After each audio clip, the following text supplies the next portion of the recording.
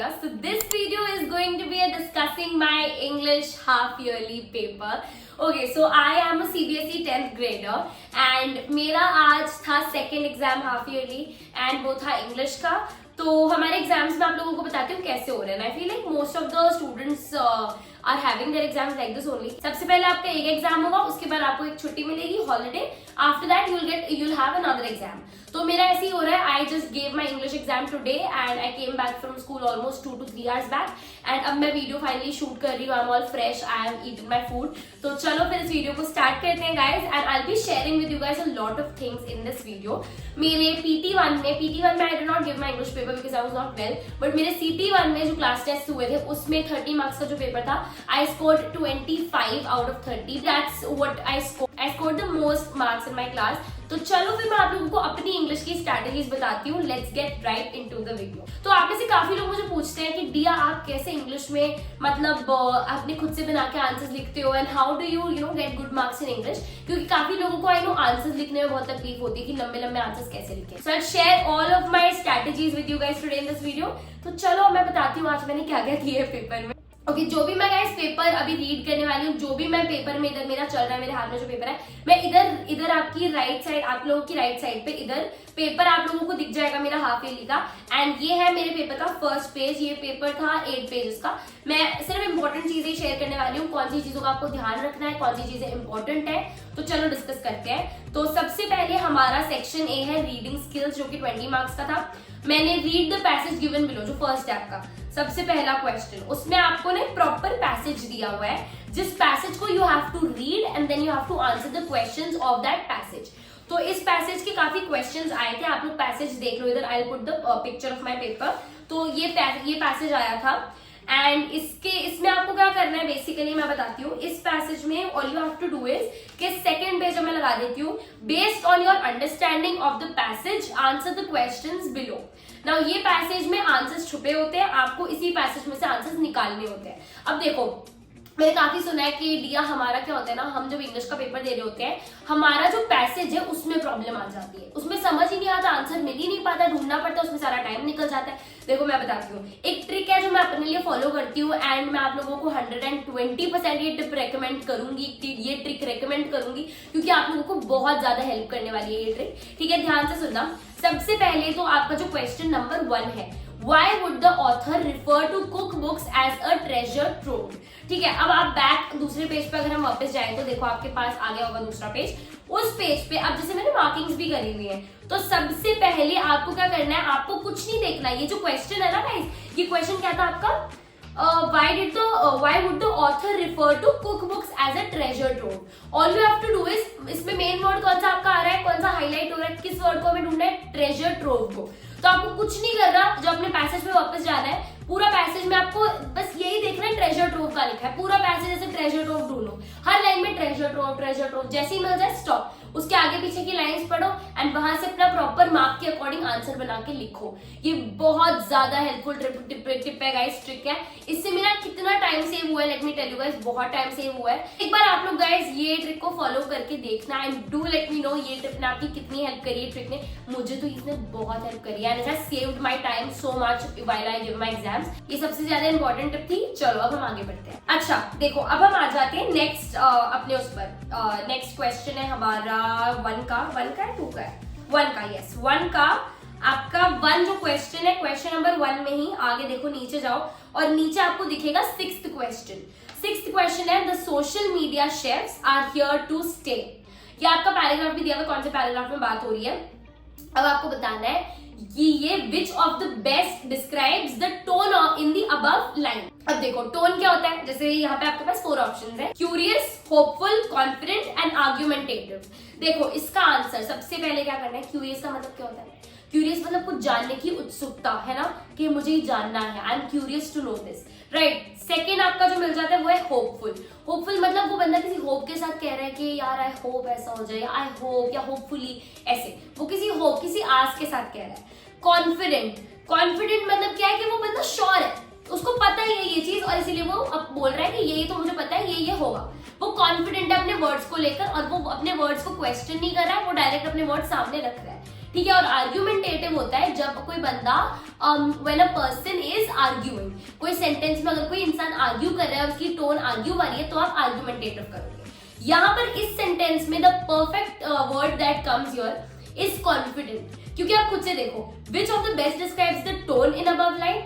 The social media chefs are here to stay, are here to stay. ये बंदा curious नहीं है, इसको कुछ जानने की नहीं लग रही, ये बंदा होपफुल नहीं है क्योंकि इसको पता है जो ये बोल रहा है वो सच है, वो सही है, ठीक है। थर्ड है, ये इंसान कॉन्फिडेंट है अपनी बात में, ये कॉन्फिडेंट, आंसर इसका कॉन्फिडेंट है, ठीक है।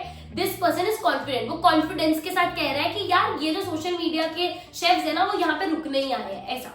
एंड आर्ग्यूमेंटेटिव मतलब आर्ग्यू तो कोई सेकंड पर्सन की तो इधर बात नहीं हो रही, तो आर्ग्यूमेंटेटिव तो नहीं आएगा। तो this is what this answer, this is what it's answer is.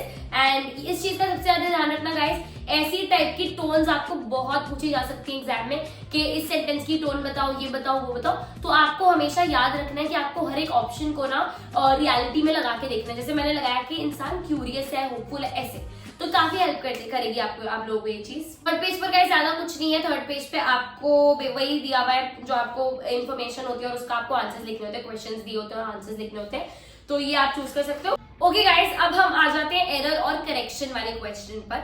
Now देखो, सबसे ज्यादा इंपॉर्टेंट क्वेश्चन है, मैं आप लोगों को बताती हूँ कैसे होगा ये। देखो, ये आपको बोर्ड में 120% पूछ सकता है, क्योंकि जितने मैंने प्रीवियस ईयर क्वेश्चंस देखे हैं वगैरह वगैरह, ऐसे टाइप की चीजें बहुत आती है। देखो, और मैं स्कूल में भी बताया हुआ है, एरर और करेक्शन क्वेश्चंस इंग्लिश में बहुत आएंगे।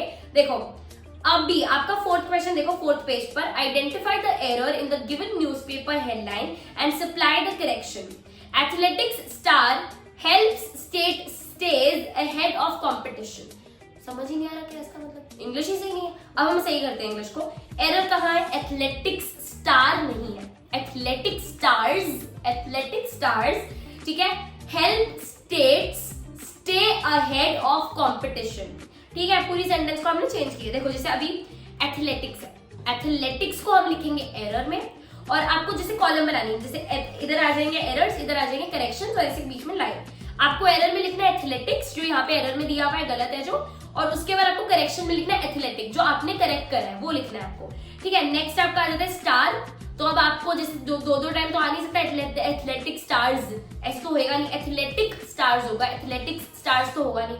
तो अब आप क्या करोगे, स्टार जो है आपका उसको आप एरर में लिख दोगे और उसके बाद आप करेक्शन में लिखोगे स्टार्स, ऐसे। This is how you do error and correction वाले क्वेश्चंस, बहुत इंपॉर्टेंट होते हैं, प्लस ये मार्क्स भी अच्छे खासे होल्ड कर लेते हैं, तो इसका ध्यान रखा करो गाइस। बाकी ये तो अभी एक ही मार्क का आया था, क्योंकि एक ही आया था, पता नहीं कितने दे, तो इसका हमेशा ध्यान रखना। नेक्स्ट अब आ जाते हैं ग्रामर वाले पार्ट पर, बहुत इंपॉर्टेंट। फिफ्थ क्वेश्चन है आपका, fill in the blank with the correct option to complete the sentence below. You must have got good news, I could dash you celebrating, ठीक है। आंसर है वो ऑप्शन है हियर, हियर्स, हर्ड और hearing. क्या होगा इसका आंसर बताओ?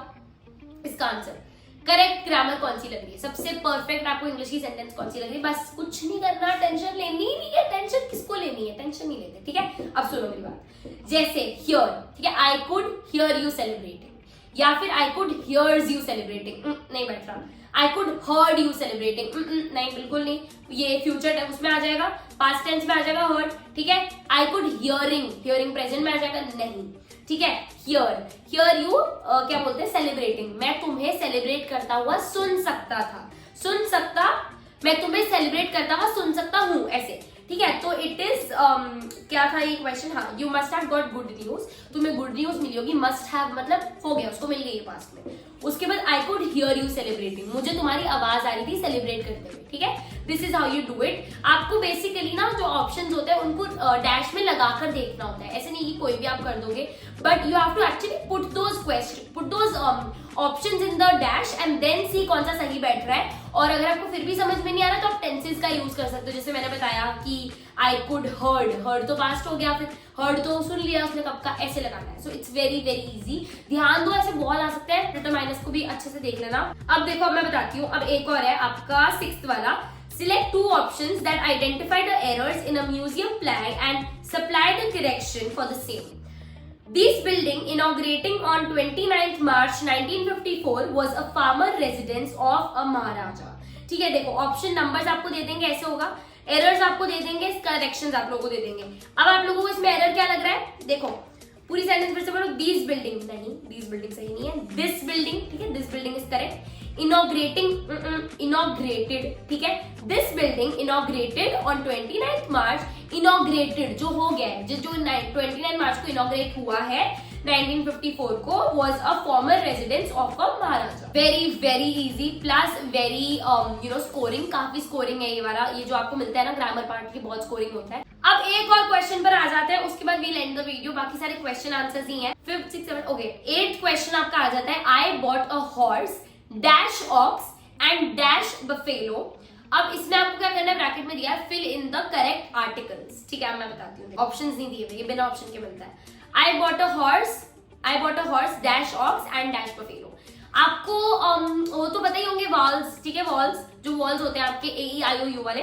देखो अब मैं बताती हूँ, हॉर्स के बाद में डैश आ रहा है और डैश के बाद में ऑक्स आ रहा है, ऑक्स से पहले हॉर्स आ रहा है, तो जो भी उधर आप आर्टिकल लगाओगे उसको आपको एन लगाना है, राइट, क्योंकि ऐसे AEIOU है, तो जैसे ऑक्स में ओ आ रहा है तो वो वॉल ही हुआ आपका, तो वॉल से पहले आप जो लगाओगे वो एन होगा, ठीक है। AEIOU से पहले आपको पता होगा जो होता है वो उसमें एन लगता है, तो इसका आंसर क्या होगा, आई bought a horse and horse के बाद कॉमा एंड ऑक्स, उसके बाद में एंड के बाद डैश आ रहा है, डैश के बाद बफेलो आ रहा है। AEIOU कोई नहीं लग रहा बी में, बी तो वॉल है ही नहीं, तो आप क्या करोगे, बी से पहले लिखोगे अ बफेलो, तो ये पूरी सेंटेंस आपकी हो जाएगी, I bought a horse and ox and a buffalo, ठीक है। तो ये काफी ज्यादा इजी है, आप लोग इजीली कर सकते हो, ये काफी स्कोरिंग है, जैसे मैंने आप लोगों को ऑलरेडी बता दिया है। So this is how you take care of these kind of things. Okay guys, so that is it for this video. I really hope this video was helpful for you guys and I really hope you guys enjoyed watching this video.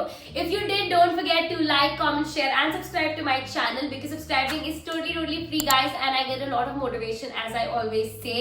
And if you guys are new to my channel, hi guys, I am Dia and I make study related content here on my channel, such as study vlogs, study routines and a lot more. And I would really appreciate it if you guys subscribe to my channel and join my YouTube family.